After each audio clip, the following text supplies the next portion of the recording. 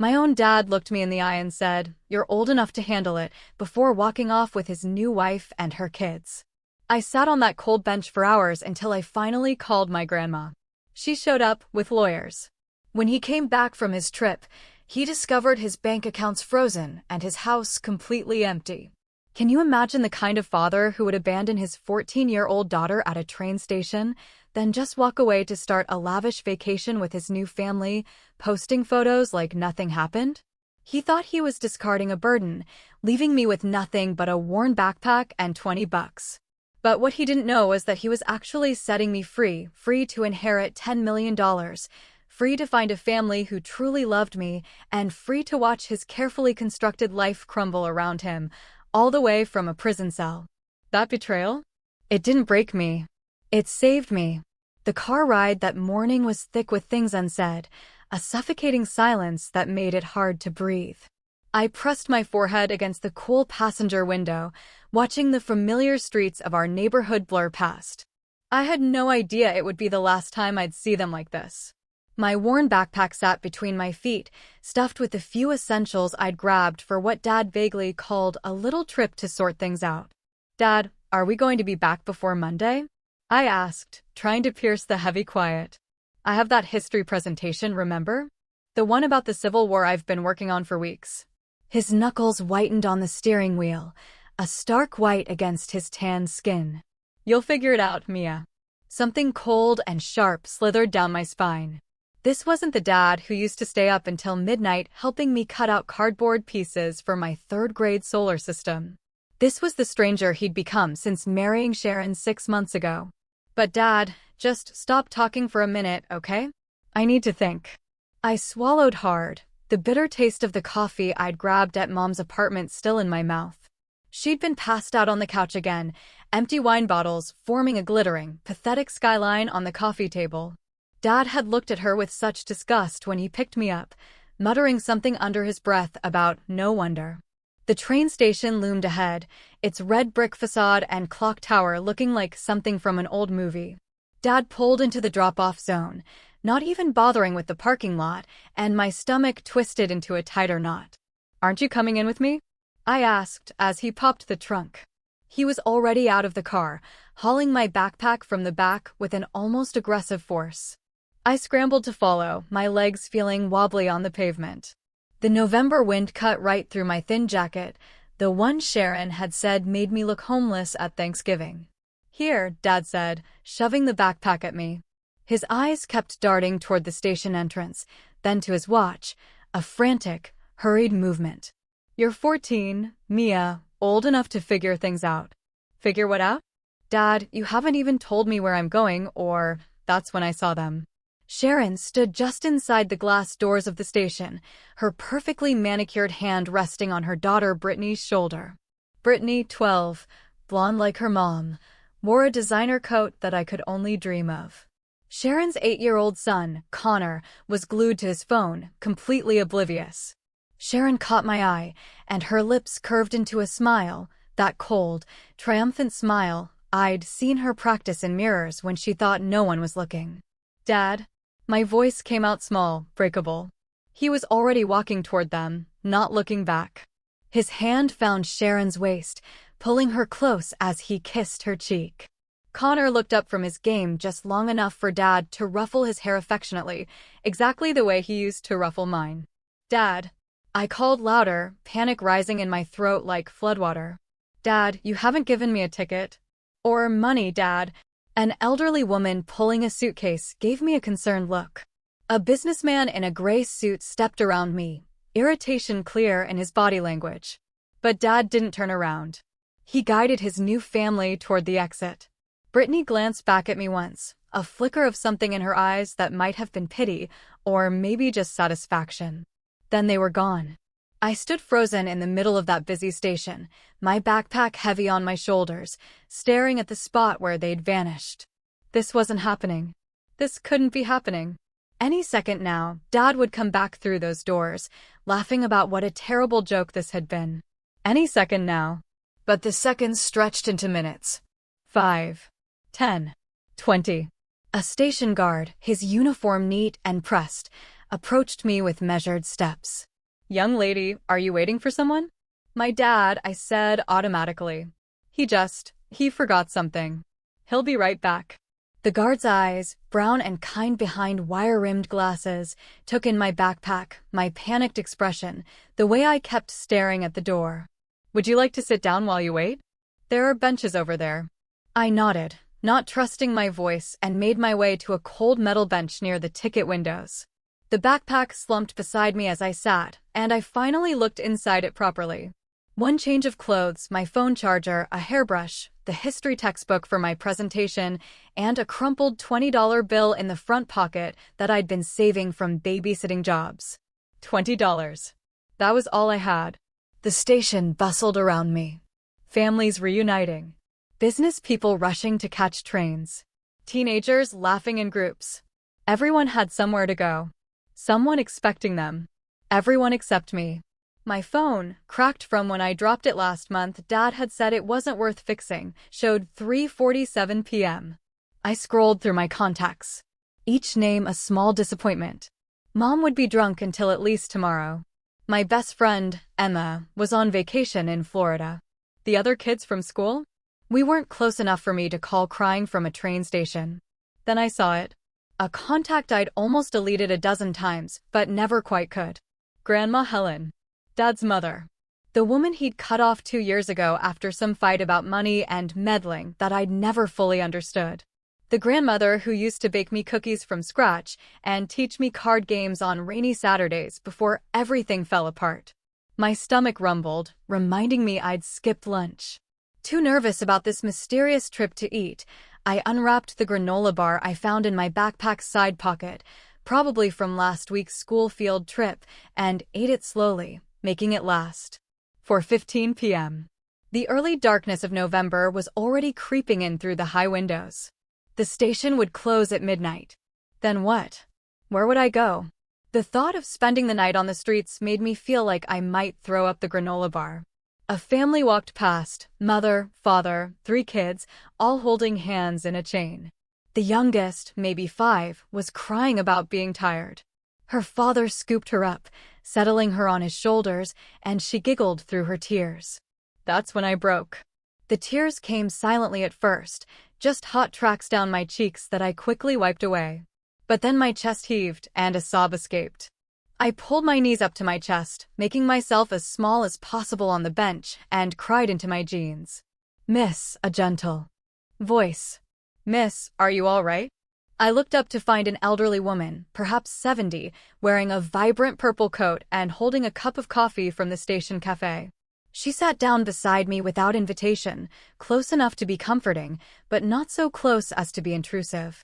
My dad left me, I heard myself say, the words catching in my throat. He just left me here. Her face hardened. How old are you, sweetheart? She pulled out her phone.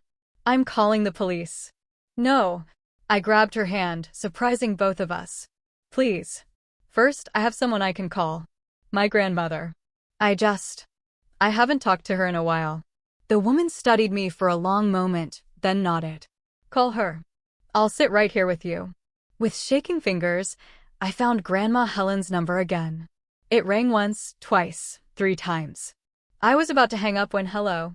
Her voice was exactly as I remembered, firm but warm, like aged whiskey and velvet combined.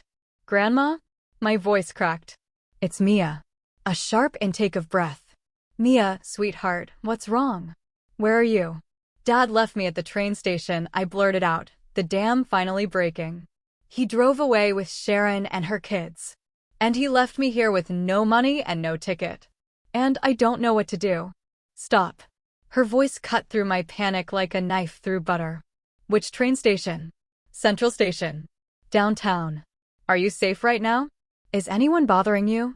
No, there's a nice lady sitting with me. Good. You stay right there. Don't move. Don't go with anyone. I'm coming to get you. But Grandma, it's at least 2 hours. I'll be there in 90 minutes. I'm bringing some friends with me. Legal friends. You just stay put and stay safe. Can you do that for me? Yes. And Mia, she added, her voice fierce. This is not your fault. Whatever that bastard, whatever your father told you, this is not your fault. The line went dead. The woman in purple was still beside me, and she squeezed my shoulder gently. Your grandmother? I nodded. Good. Home. The word sat strangely in my mind. I hadn't been to Grandma's house since before the fight with Dad. I remembered it as a modest two-story in the suburbs, with a garden she tended religiously and a kitchen that always smelled like something baking. But we weren't heading toward the suburbs. The car glided through parts of the city I'd only seen from bus windows, tree-lined streets with historic mansions set back from the road, their windows glowing warmly in the darkness. Grandma, where are we going? Home, she repeated. But there was something in her voice, a note of satisfaction, maybe even vindication. The car turned through a set of ornate iron gates that opened automatically, motion sensors detecting our approach. The driveway curved through manicured grounds lit by subtle landscape lighting. And then the house. No, the estate came into view. What is this place? I breathed. This is where I live now, Grandma said simply.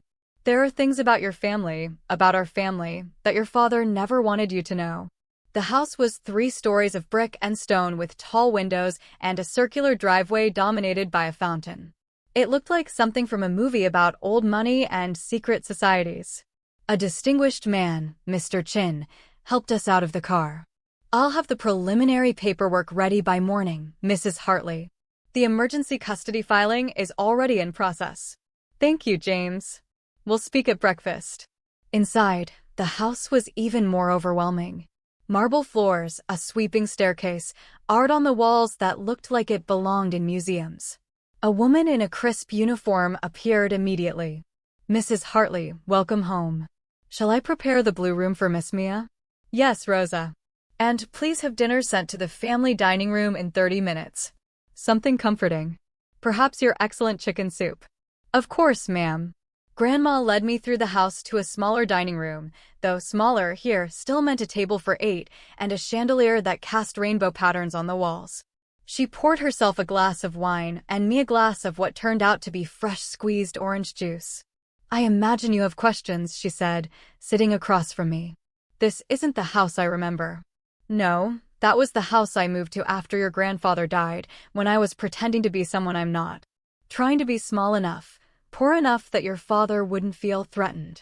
She took a sip of wine. It didn't work. He still cut me off the moment I questioned his choices. But how all of this? Your grandfather, my husband, was not the simple insurance salesman your father told you he was. Robert built his company from nothing, turned it into an empire. When he died 5 years ago, he left everything in a very specific trust structure, one that your father has been trying to break ever since. Rosa appeared with bowls of soup that smelled like heaven and warm bread that was still steaming. I hadn't realized how hungry I was until I started eating. Your father received his inheritance immediately, Grandma continued. $5 million. Free and clear. It should have been enough to set him up for life, to provide for you, to build something meaningful. $5 million. I nearly choked on my soup. Instead, he spent it.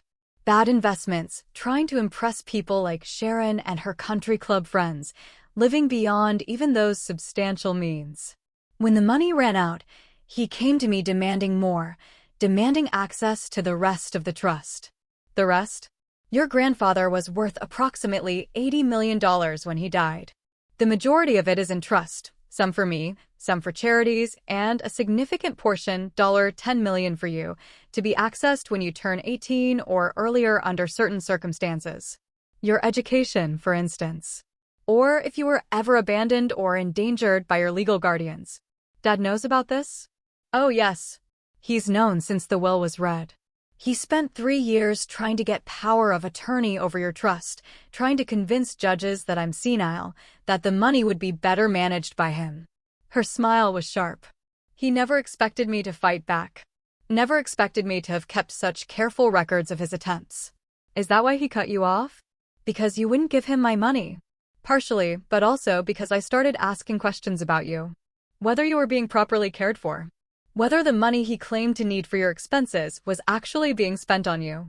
She reached across the table to take my hand. I hired a private investigator 6 months ago when he stopped letting me see you. I knew about Sharon before their wedding was announced. I knew about the debts he was hiding. I knew he'd been fired from his job and was pretending to go to work every day. She squeezed my hand. What I didn't know, what I never imagined, was that he would abandon you like this. After dinner, she led me upstairs to the blue room.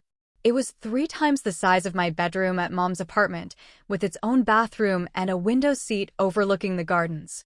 Fresh pajamas were laid out on the bed, somehow in my size. Rosa has a talent for these things, Grandma said, seeing my surprise.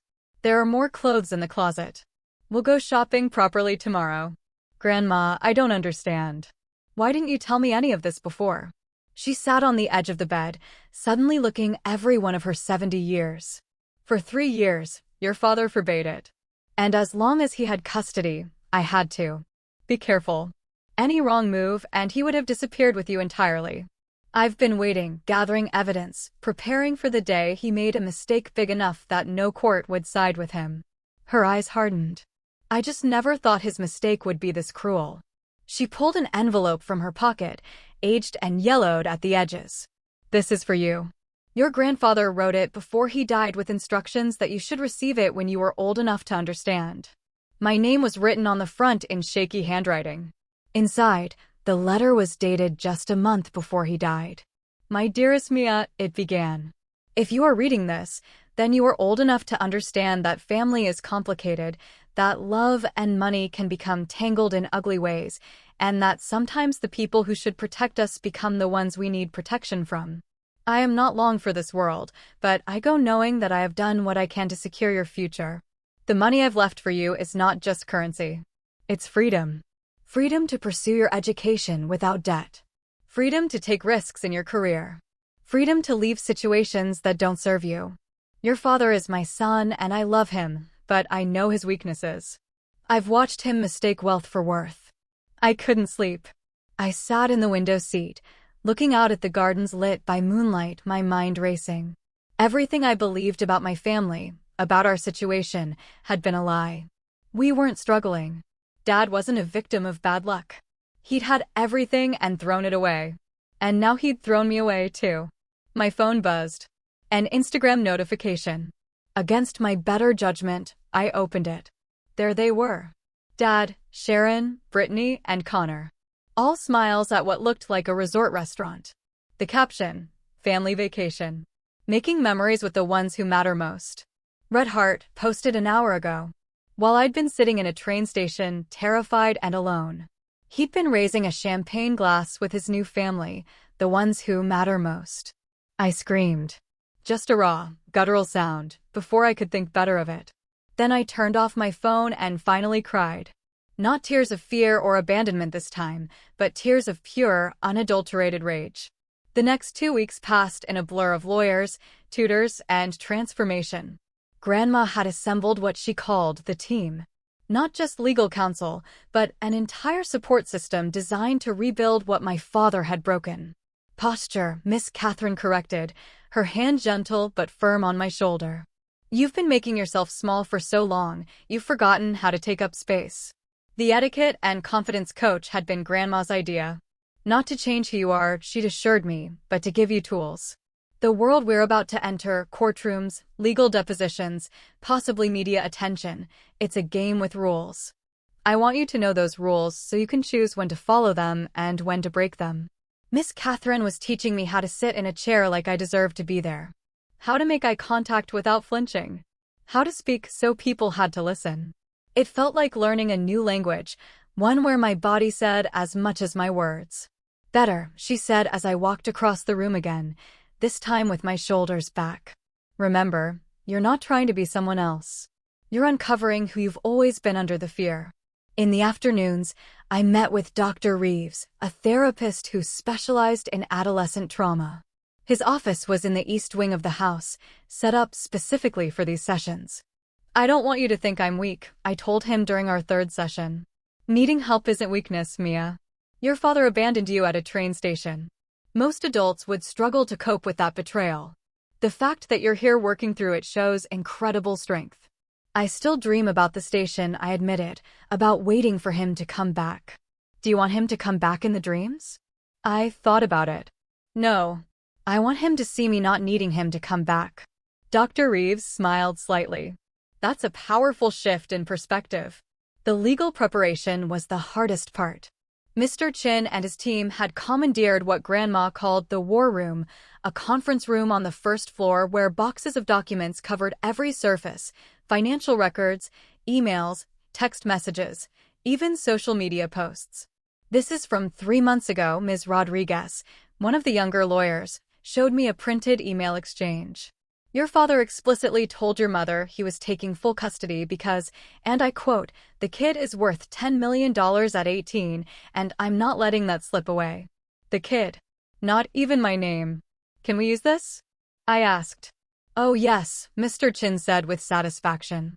This establishes clear financial motive for seeking custody combined with the abandonment? It's a slam dunk, Ms. Rodriguez finished. But it wasn't just about building our case. I want you to understand every aspect of what's happening, Grandma insisted. Knowledge is power. Your father kept you ignorant because ignorance made you vulnerable. Never again. So, I learned about trust funds and fiduciary duty, about custody law and financial fraud. I learned that my father had taken out credit cards in my name when I was 12, running up debt that Grandma's lawyers were now having to untangle. I learned that he'd been telling people for months that I was troubled and difficult, laying groundwork for some plan I didn't yet understand. He was going to have me declared incompetent, wasn't he? I asked Mr. Chin one afternoon.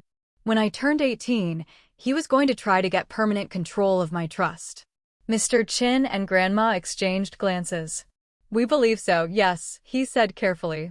The rage that had been simmering since that night at the station bubbled up again. He was going to destroy my entire life for money. Money he'd already proven he couldn't manage responsibly, Grandma added. The $10 million would have been gone within 2 years if his spending patterns held. 3 weeks after the abandonment, we got word that Dad had been served with papers while at the resort. Someone had recorded it, his face going from smug dismissal to genuine shock as he read the documents, then throwing them on the ground and shouting at the process server about harassment and bitter old women who can't mind their own business. The video went viral within hours. Good, Grandma said, watching it with grim satisfaction. Let everyone see who he really is. The court date was set for the following month. Dad hired an expensive legal team, probably borrowing against future expectations or convincing Sharon to invest in his defense. His lawyers filed a countermotion claiming Grandma had kidnapped me and was manipulating a vulnerable child. Let them come, Mr. Chin said confidently. We have everything documented, including the security footage from the train station.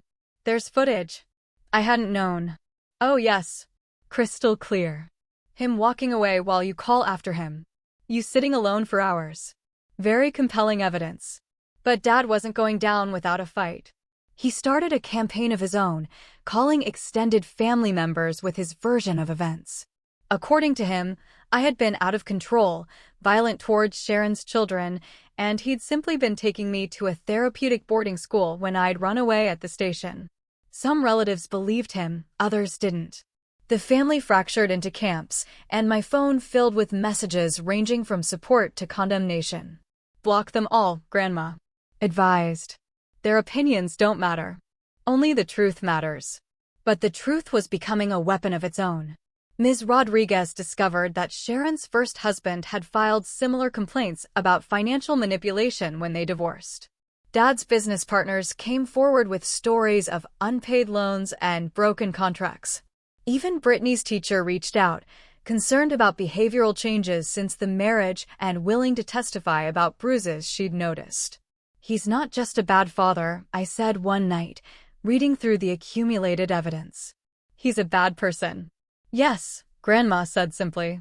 And it's time the world knew it. The local news picked up the story first. Abandoned teen fights back against father's betrayal.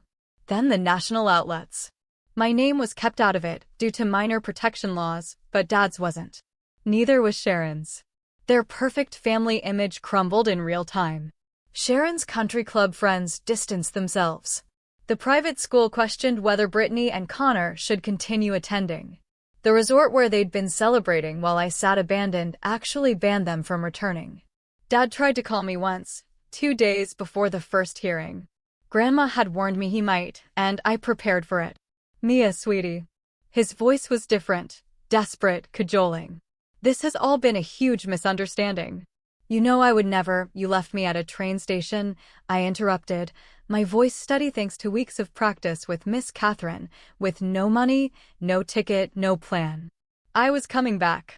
I just needed to. You posted vacation photos an hour later, making memories with the ones who matter most. Silence. Then his voice hardening. You have no right to ruin my life like this. You already ruined mine, I said, proud of how calm I sounded. The difference is, I'm going to rebuild better, without you. You ungrateful little. I hung up. My hands were shaking, but I'd done it. I'd faced him down. The first court date arrived faster than expected. Grandma had bought me a new outfit, professional, but age-appropriate, nothing that could be criticized as too adult or too childish. Miss Catherine had coached me on courtroom presence. Dr. Reeves had prepared me for the emotional impact.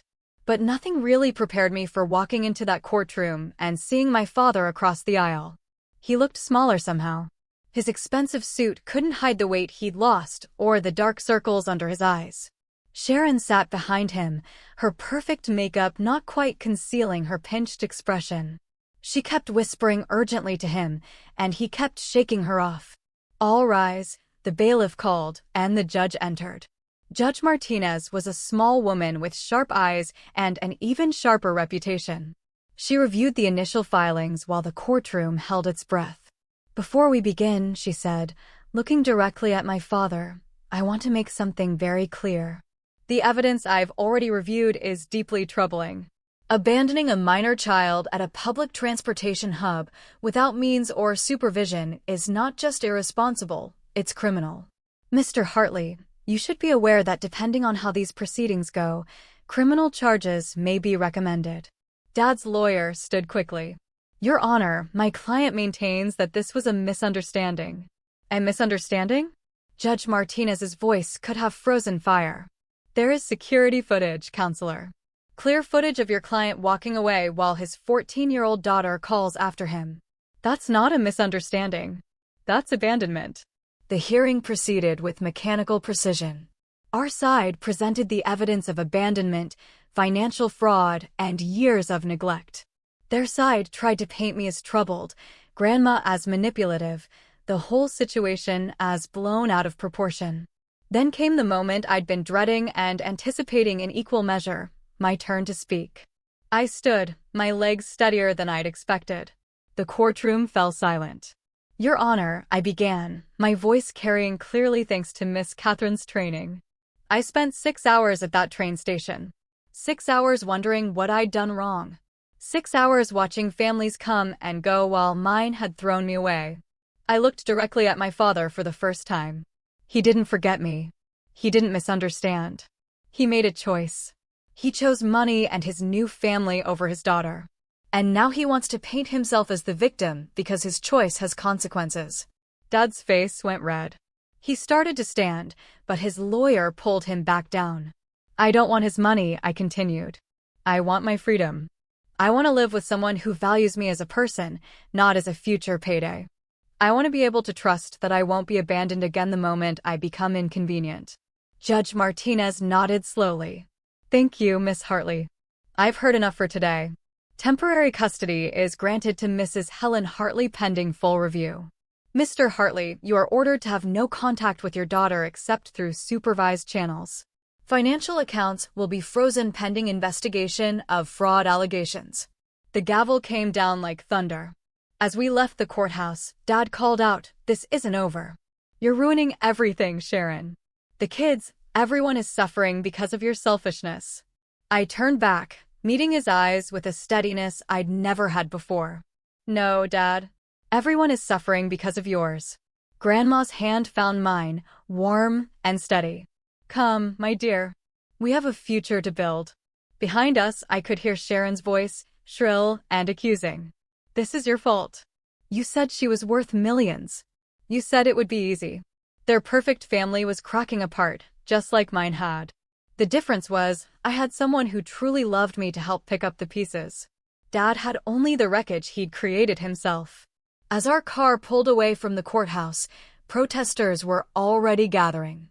Some supported us, holding signs about children's rights and parental responsibility. Others supported him, decrying greedy relatives and family destruction. "It's going to get worse before it gets better," Mr. Chin warned. "Good," I said, surprising everyone, including myself. "Let it get worse. Let everyone see what he really is." The storm had broken, and I was no longer afraid of the rain. The morning our story broke nationally, I woke to find Grandma in the war room, surrounded by newspapers and 3 laptop screens streaming news. Her expression was grimly satisfied. "The New York Times picked it up," she said, sliding a tablet across to me. The headline read, "The Abandonment at Central Station. A Father's Betrayal Becomes a Legal Reckoning." They'd interviewed other passengers from that day. Margaret, the woman who'd sat with me, had given a scathing account. That poor child was terrified. "I've seen runaways at stations before. This wasn't that. This was a girl who'd been thrown away like garbage." Dad's response was swift and predictable. By noon, his lawyers had arranged a press conference on the courthouse steps. I watched from the safety of Grandma's study as he played the victim, Sharon dabbing at dry eyes beside him. "My daughter has always been troubled," he said, his voice catching with practiced emotion. "Mental health issues run in her mother's family. I was trying to get her help, professional help, when she ran away and my mother seized the opportunity to turn her against me." "Bastard," Grandma muttered. But his performance had cracks. When a reporter asked why he'd gone to a resort immediately after, he fumbled. When another asked about the trust fund, Sharon's composure slipped, her hand tightening on his arm in warning. Then came the killing blow. A reporter from the Washington Post stood. "Mr. Hartley, we've obtained credit reports showing you opened multiple cards in your daughter's name. Can you explain that?" The feed cut to commercial break, but not before catching Dad's face, panic poorly masked by indignation. Mr. Chin was ecstatic. He just admitted to attempted institutionalization without cause. That's going to play very badly in court. The court date for the full custody hearing was set for the following week. But first came the depositions. 3 days of grueling questions in a sterile conference room, with Dad's lawyers trying every angle to break me. "Isn't it true you've been diagnosed with depression?" Mr. Fitzgerald, Dad's lead attorney, asked. "Yes, after my parents' divorce and my mother's alcoholism. It's well managed with therapy." "And you've had behavioral issues at school?" "I had detention once for being late because my dad forgot to pick me up and I had to walk 3 miles. Every question designed to paint me as troubled, unstable, undeserving of sympathy. But Ms. Rodriguez had prepared me well." "You seem very coached," Fitzgerald observed. "I've learned to protect myself," I replied. "Abandonment will do that." The financial investigation revealed more than even Grandma had suspected. Dad hadn't just taken credit cards in my name. He'd been siphoning from accounts grandfather had set up for my education, small amounts he thought wouldn't be noticed, nearly $200,000 over 3 years. "Federal charges," Mr. Chin said quietly. "This is wire fraud." But the real shock came from an unexpected source. Connor, Sharon's 8-year-old son, had been keeping a diary on his tablet. His teacher, concerned about his recent behavior, had alerted Child Services, who'd subpoenaed it. The entries were devastating. October 3rd, "Mom says we're rich now, but Mike, he refused to call him Dad, yells about money all the time." November 15th, "Mike said Mia is going away forever soon." Mom smiled. "I miss when it was just us." November 18th, "Mike hurt Mom's arm. She said she fell. She didn't fall." Child Services opened their own investigation. Sharon's perfect family image wasn't just cracking, it was shattering. The day before the custody hearing, Dad made one last desperate play. My mother, sober for perhaps the first time in months, appeared at the gates of Grandma's estate. "I want to see my daughter," she slurred slightly, despite her claims of sobriety. Grandma handled it personally. I watched from an upstairs window as she met my mother at the gates. "Linda, you haven't asked about Mia once in the 6 weeks since her father abandoned her." "I've been getting myself together. I want custody.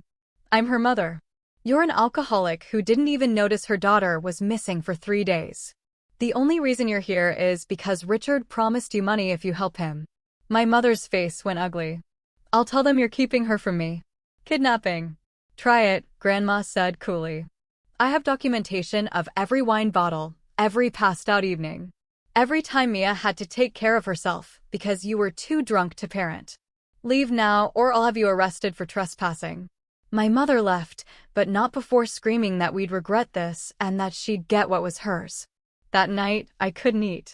The stress of the impending hearing, of seeing both my parents trying to use me, was overwhelming. Grandma found me in the library at 2 a.m., reading grandfather's old journals. Can't sleep either, she asked, settling beside me with her own cup of tea. I found the entry from when I was born, I said, showing her the page. He wrote, Mia arrived today, perfect and innocent. I pray the world is kind to her. He loved you very much, Grandma said. More than my actual parents, apparently. Biology doesn't determine love, sweetheart. Real family is chosen through actions, not just blood. The custody hearing arrived with a media circus. Reporters, photographers, even protesters on both sides. Someone had made Justice for Mia t-shirts. Someone else had Family Values Matter signs with my father's picture. Inside the courtroom, the tension was suffocating. Dad had lost weight, his suit hanging loose. Sharon sat 2 rows behind him. They'd been fighting publicly enough that their united front had crumbled. Her children were notably absent. Judge Martinez called the court to order. I've reviewed extensive evidence in this case: financial fraud, child abandonment, attempted manipulation of a minor's trust fund. Mr. Hartley, before we proceed, do you have anything to say? Dad stood, and for a moment, I saw something in his eyes. Regret? Or just regret at being caught? I'm not perfect, he began. But I'm her father. Doesn't that count for something? Being a father is more than biology, Judge Martinez replied, her voice firm. It's showing up. It's protection. It's putting your child's needs above your own. Can you honestly say you've done any of that? The silence stretched until it snapped. Then Dad exploded. She's sitting on $10 million. $10 million. And I'm supposed to struggle while she lives like a princess? It's my father's money, my inheritance. Actually, Mr. Chin stood smoothly. It's Mia's inheritance. Your father was very clear about that. And your struggles are of your own making. Gambling debts, poor investments, living beyond your means, even with $5 million. Dad turned to me, his mask finally completely off. You ungrateful brat. I raised you. I deserve, Mr. Hartley. Judge Martinez's gavel cracked like thunder. One more outburst and you'll be held in contempt. But the damage was done. Everyone had seen the real him. The Washington Post article that ran the next morning included a photo that would haunt my father forever, his face contorted with rage, finger pointing at me while I sat quietly beside my grandmother. The headline, Unmasked Father Shows True Colors in Custody Battle. The public response was swift and brutal. His business contacts severed ties. Sharon filed for separation, citing irreconcilable differences and previously unknown financial fraud. Even his own brother, Uncle Keith, released a statement distancing himself from Richard's inexcusable actions. But Dad wasn't done fighting. Cornered animals rarely are. The call came at 3 a.m., 2 nights after the hearing. Not to my phone. He was legally barred from contacting me, but to Grandma's landline. You poisonous old witch. His voice was slurred, drunk. You've destroyed everything. My marriage, my reputation, my life. Grandma had it on speaker, recording. Richard, you're violating the restraining order. I don't care about your restraining order. You turned my daughter against me. You and your money, always dangling it like a carrot, making me dance. I never made you do anything. Every choice was yours. I'll ruin you both.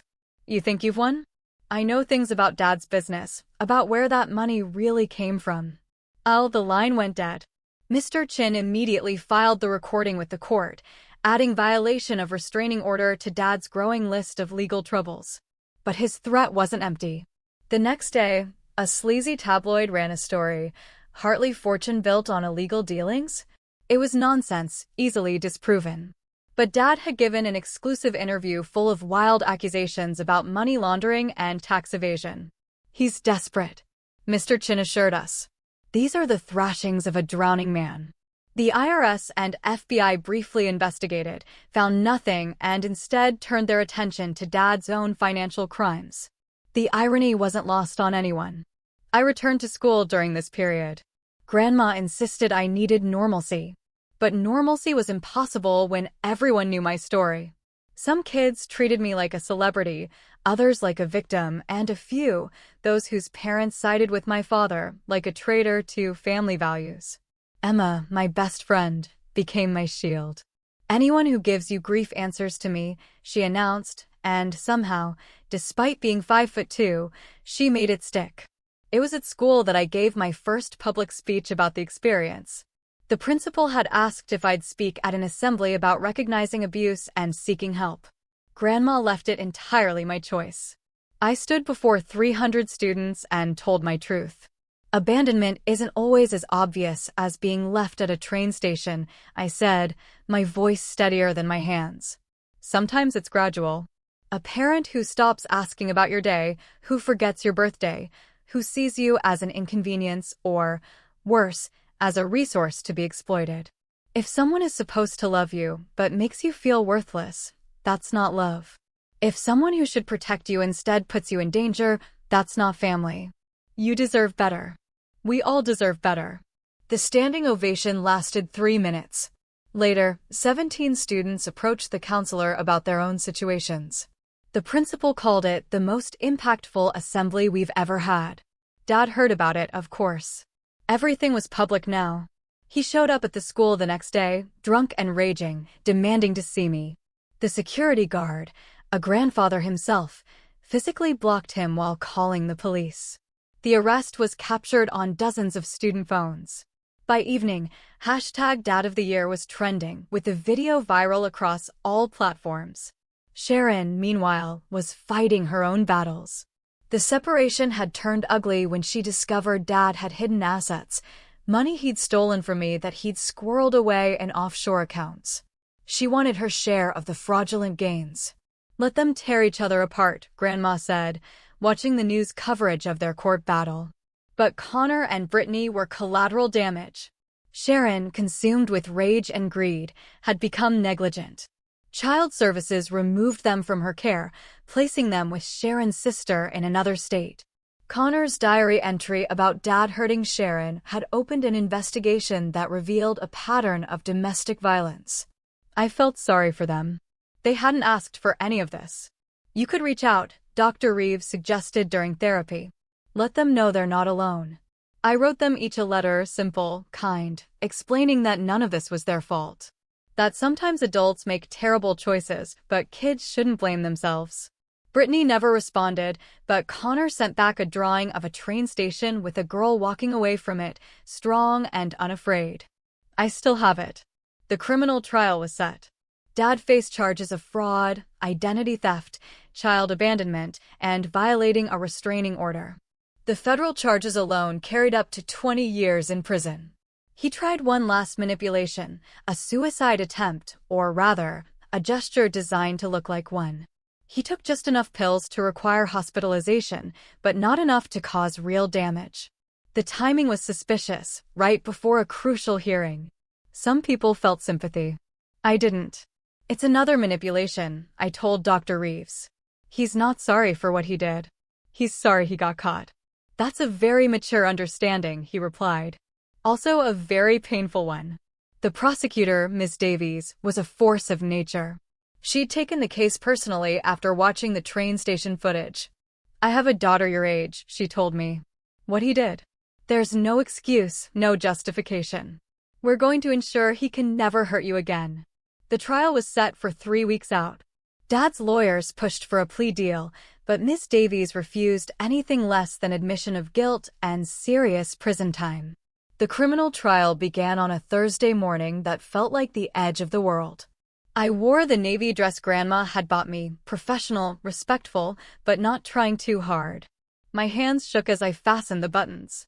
"You don't have to go," Grandma reminded me. "You've already given your deposition." "I need to." I need to see this through. The courthouse was a zoo. Media from around the country, true crime podcasters, even a documentary crew that had been following the case. But also supporters. Dozens of people wearing those "Justice for Mia" shirts. Many of them parents who'd been horrified by my story. Dad looked diminished in his orange jumpsuit. No expensive suit to hide behind, no Sharon to perform for. Just him, his public defender, his money long gone to pay debts, and the weight of evidence against him. Ms. Davies opened with the security footage. The courtroom watched in silence as 14-year-old me called after my father, as I sat alone hour after hour, as I finally broke down crying on that cold bench. Several jurors wiped their eyes. "This is not a case about money," Miss Davies said. "This is about a father who viewed his daughter not as a child to protect, but as an asset to exploit. When he couldn't access her inheritance legally, he abandoned her like a broken toy." The evidence was overwhelming. Financial records showing systematic theft. Text messages where he discussed getting rid of the burden with Sharon. The credit cards in my name with charges for Sharon's jewelry and their vacation, the one they took while I sat abandoned. Then came my testimony. I took the stand on day 2. Dad wouldn't look at me, keeping his eyes fixed on the table. "Can you tell us about November 18th? Miss Davies asked gently. I told them everything. The silent car ride, the confusion, the moment I saw Sharon and her kids and understood I was being discarded. The hunger, the fear, the kind stranger who bought me food, the relief when I heard Grandma's voice." "Were you afraid?" Miss Davies asked. I was terrified. I thought I might die, that no one would know what happened to me. "Did your father ever contact you to see if you were safe?" "No. He posted vacation photos instead." Dad's lawyer tried to paint me as a troubled teen, but it fell flat. Every accusation was refuted with documentation. My grades were good. My teachers praised me. My only trouble was having him as a father. The star witness, surprisingly, was Sharon. She'd made a deal for immunity in exchange for testimony, and she buried him. He said she was worth $10 million, she testified, not even pretending remorse. That once he had control of it, we'd be set for life. The abandonment was planned weeks in advance. He wanted her either institutionalized or so traumatized she'd be easy to control when she turned 18. The courtroom erupted. Judge Coleman had to threaten clearing the gallery. "And you went along with this?" Miss Davies pressed. "I thought he was taking her to a boarding school. I didn't know he was just going to leave her." "It was a lie. We had text messages proving she knew. But her testimony was damning enough." Dad finally took the stand on day 4. His lawyer had advised against it, but his ego demanded he tell his side. "It was a disaster. She owes me," he said at one point. "I raised her. I paid for everything with money you stole from her trust," Miss Davies interrupted. "That money should have been mine. I'm the son. I built that company with my father. You were 12 when your father founded the company. What exactly did you build?" He spiraled from there. Blamed Grandma, me, Sharon, everyone but himself. When shown the train station footage, he actually said, "She looks fine." "I don't see what the big deal is." A juror audibly gasped. The verdict took 2 hours. Guilty on all counts. The sentencing was scheduled for the following month. The maximum was 25 years. The minimum was 8. In those weeks between verdict and sentencing, Dad tried everything. He wrote letters to me through his lawyer, blocked. He gave a jailhouse interview claiming innocence. It only made things worse when he accidentally admitted to crimes they hadn't even charged him with. He had his brother try to negotiate with Grandma. She refused to even take the call. The day of sentencing, I gave a victim impact statement. I'd written it 17 times, each draft angrier than the last, until finally I found the words that were true. "You were supposed to protect me," I said, looking directly at him for the last time. "That's the most basic job of a parent. Keep your child safe. You didn't just fail at that. You were the danger I needed protection from. I spent years wondering what I did wrong. Why I wasn't good enough, why you couldn't love me the way you loved Sharon's kids. But I understand now. You never loved any of us. You only love yourself. I'm not asking for the maximum sentence because I want revenge. I'm asking for it because somewhere out there is another 14-year-old girl with a father who sees her as a resource instead of a daughter. And maybe if he sees what happened to you, he'll think twice. You abandoned me at that train station, but you set me free. I found a real family, real love, real support. I'm going to college next year, early admission to Yale. I'm going to study law to help kids like me. I'm going to take grandfather's name, Mia Blackwood, not Hartley. You thought you were throwing me away, but you just revealed who you really are. And now everyone knows. Dad tried to speak, to respond, but Judge Coleman cut him off.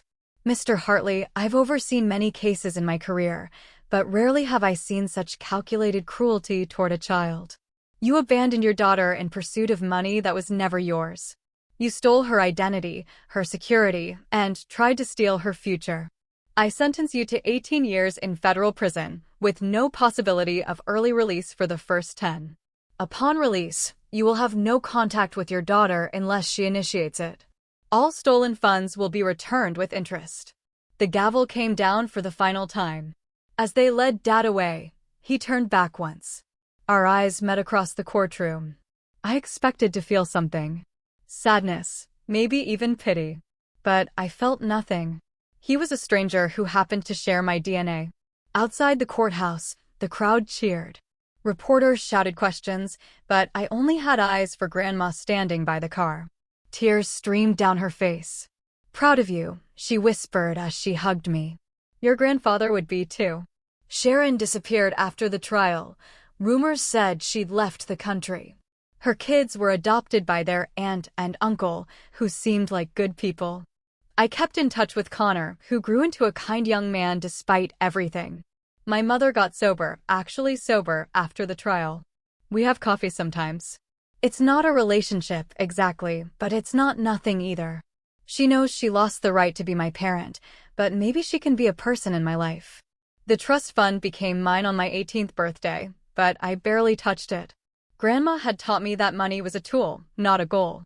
I used some for college, some for therapy, some to start a foundation for abandoned children.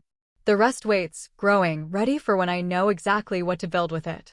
I returned to the train station on a November afternoon, exactly 5 years after that horrible day.